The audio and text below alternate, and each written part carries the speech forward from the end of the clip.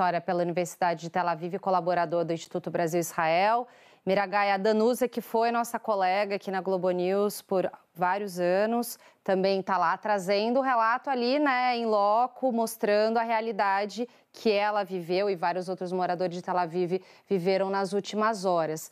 Mas ela trazia uma dimensão do que você estava falando no início da nossa conversa, que eu queria recuperar, sobre esse poderio, né, de mísseis do Irã e o quanto isso tem sido diferente de outros conflitos em que Israel se viu ali envolvido. E aí eu queria trazer também um pouco dessa questão nuclear que envolve o Irã, que é uma outra preocupação e que também é permeada de muitas incertezas, porque a gente queria que você trouxesse o que de fato a gente sabe sobre o quanto que o Irã conseguiu avançar na questão do enriquecimento de urânio e que tipo de armas conseguiu produzir a partir disso e o quanto ainda não sabemos. Bom, sim, eu pude assistir a reportagem feita com a Danusa, realmente trouxe bem mais ou menos a sensação que a gente tem quando soa a sirene aqui, muito bem feita. Com relação à capacidade nuclear do Irã, o Irã tem desenvolvido um projeto nuclear há mais de 30 anos. Né?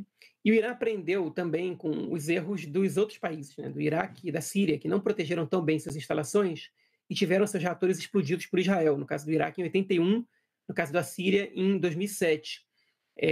Os reatores do Irã são muito bem protegidos, somente com bombas que perfuram bunkers, que Israel não tem à disposição, e também o seu uso 1, 2, 3 vezes não necessariamente consegue dar fim ao reator nuclear. Você pode, talvez, tentar interceptar isso. A gente sabe que o Irã tem urânio enriquecido a 60%. Essas são as informações que a gente teve quando foi feito o acordo entre o Irã e o governo Obama dos Estados Unidos há cerca de 10 anos, mais ou menos, um pouco menos. E naquele momento, você tinha um avanço significativo para enriquecimento de urânio que pode ser usado para a fabricação de armas nucleares. Para que se produza uma arma nuclear, uma bomba atômica, não é necessário somente enriquecer urânio, você tem que também produzir a tecnologia que transforma o urânio enriquecido numa ogiva para a produção de uma bomba efetivamente. E o Irã avançou com relação a isso, sobretudo após o fim do acordo nuclear que foi feito pelo Obama com eles, quando Donald Trump retirou o apoio ao acordo, ele se retirou do acordo e voltou a emitir sanções contra o Irã.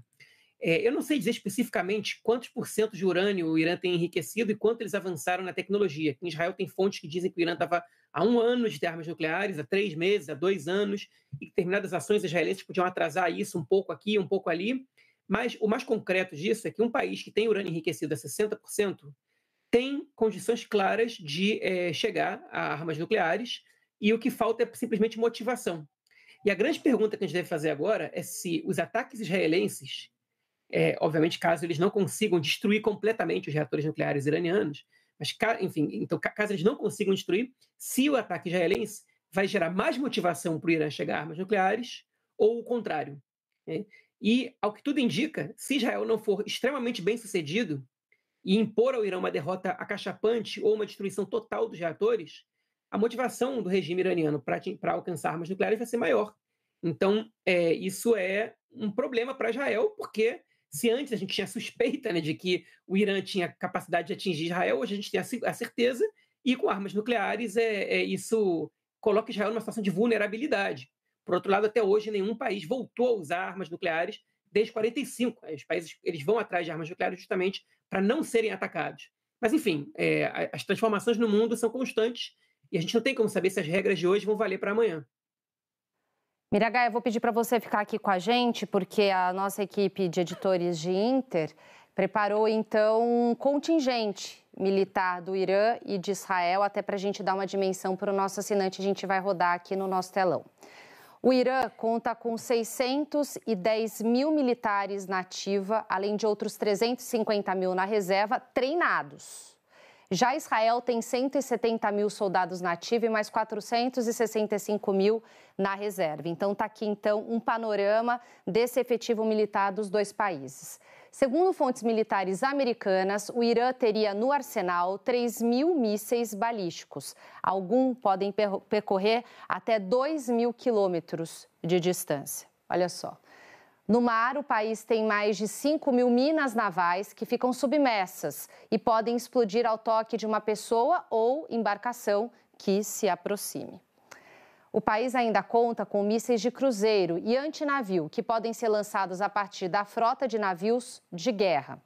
Existem também drones com alto poder de destruição, capazes de atingir alvos a longas distâncias. Para a defesa, o Irã usa um sistema integrado de mísseis e radares, promovidos inclusive pelos aliados russos. Daqui a pouquinho a gente vai falar sobre a participação dos outros países. Já Israel conta com mais de 300 caças na frota aérea, nos modelos do F-16, F-15 e F-35.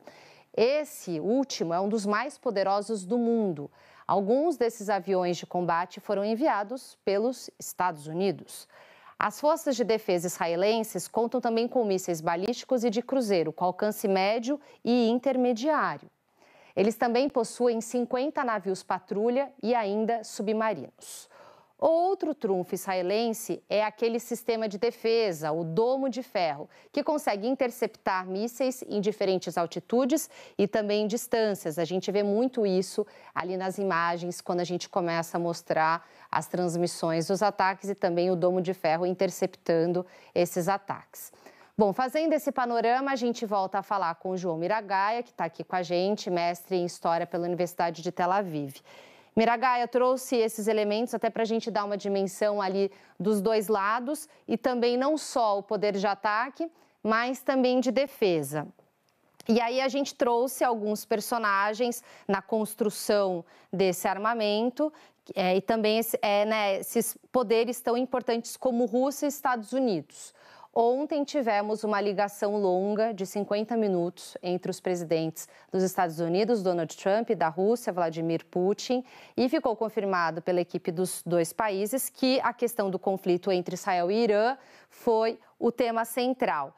E aí te pergunto, o que esperar primeiro dos Estados Unidos em relação a essa situação, já que Donald Trump disse que seria fácil resolver essa questão, mas está muito envolvido também nos últimos anos no que foi feito e preparado em relação a esse arsenal todo que a gente mostrou. Enfim, o arsenal de comparação entre os dois países, acho que é uma notícia que ela volta com o tempo, porque desde abril do ano passado, com o primeiro ataque do Irã, a gente vem comparando um pouco o poderio dos dois países. E acho que a gente tem visto agora isso acontecer, porque no caso, o poderio do exército israelense, ele foi mostrado nos primeiros 2 dias de guerra, especificamente com a destruição da bateria antiaérea do Irã e que possibilitou que Israel pudesse voar livremente ali. Então, e aí agora a gente tem visto isso repercutir nas ações do país. Com relação à ligação do Trump para o Putin e uma possível solução para esse confronto, o Putin se ofereceu para mediar o acordo entre os dois países.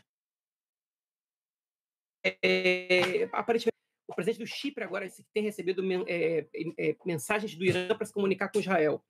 E nesse aspecto, a gente também não sabe quais são os objetivos. Agora, a mesma fonte israelense que disse que Israel precisa do apoio dos Estados Unidos para poder explodir o reator nuclear, também disse que caso o governo Trump exija que Israel interrompa a agressão contra o Irã, os ataques contra o Irã, Israel vai interromper e vai chegar a um cessar-fogo. Então, outra vez, a gente volta naquela mesma questão. Caso os Estados Unidos não se envolvam ou atacando o Irã ou pedindo para que essa situação acabe, a tendência é que a situação se mantenha como está, com uma guerra de desgaste mais longa. Em relação a outras lideranças europeias, né? Porque a gente viu a Alemanha, a França se colocando ali à disposição para tentar intermediar algum tipo de cessar-fogo. Vimos algo semelhante em outros conflitos no Oriente Médio, alguns até com certo sucesso, outros sem sucesso algum. Como que você vê esses outros atores da comunidade internacional e que peso que esses governos, esses países têm numa possível negociação? Eu não vejo muita influência de praticamente nenhum outro ator internacional, pelo menos com relação ao governo israelense, do que os Estados Unidos, especificamente sob o governo Trump. nem sequer o governo Biden conseguiu impor a Israel um cessar-fogo ou mudanças graves ou significativas na guerra com Gaza. Em relação ao Irã, menos ainda. Eu não acho que a posição da União Europeia ou de outros países aliados a Israel possa alterar qualquer situação. A União Europeia, inclusive, boa parte dos seus países apoiou a ofensiva israelense contra o Irã. E a gente poderia pensar na Rússia como um ator, mas a Rússia está envolvida na sua própria guerra e não assume uma posição também tão anti-Israel, até pela pela proximidade entre o presidente Putin do Trump, né? Eles agora são mais parceiros do que rivais, então a Rússia não está assumindo uma posição anti-Israel como estava antes.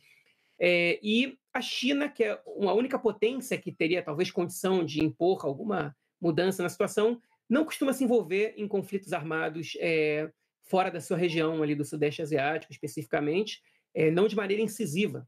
Então, praticamente o único ator que eu vejo com algum poder para modificar essa situação são os Estados Unidos, é o presidente Trump especificamente. Vai depender dele de que maneira isso vai terminar, se isso vai terminar em breve ou não. Tá certo, Miragaia, muito obrigada pela sua participação aqui com a gente. Volte sempre e contamos com a sua colaboração e também